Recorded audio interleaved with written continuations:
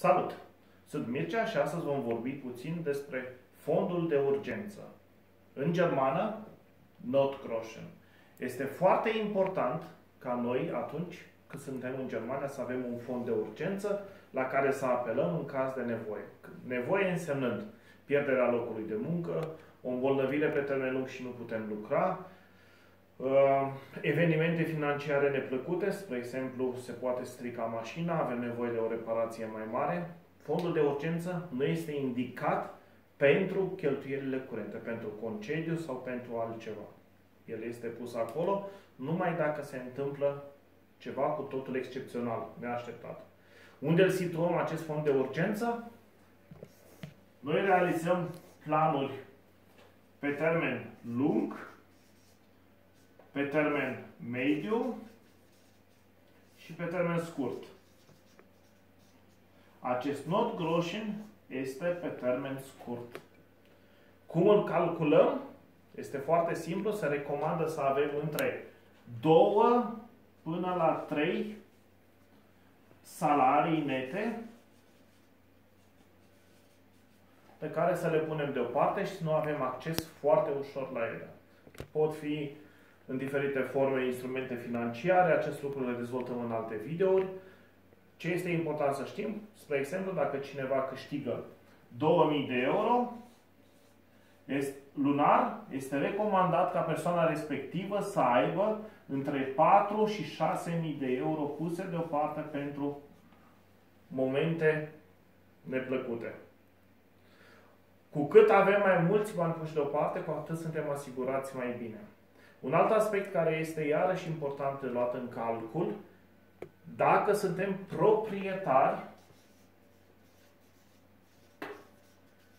avem nevoie de rezerve suplimentare. Cum se calculează acest lucru?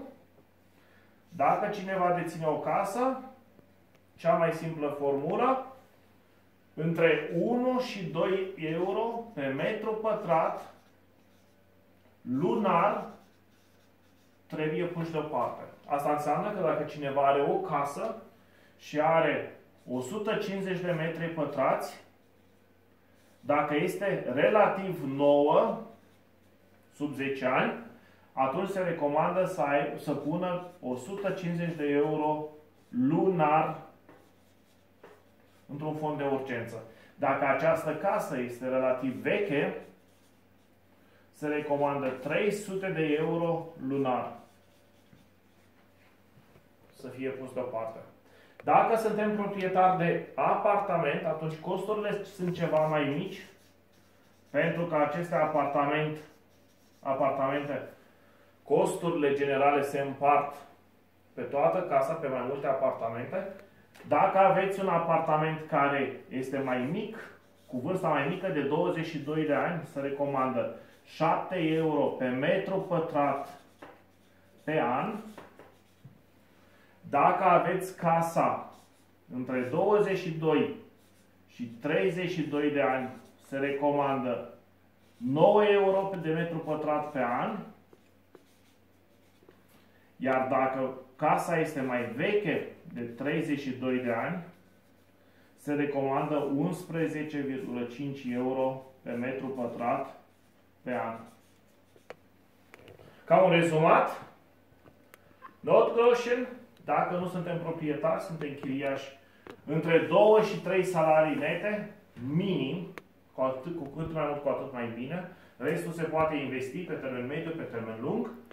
Iar apoi vedem dacă suntem proprietari de casă sau de apartament și încercăm să punem niște bani deoparte pentru evenimente neplăcute, pentru reparații. Nu uitați, Notgroschen, fond de urgență. Vă mulțumesc!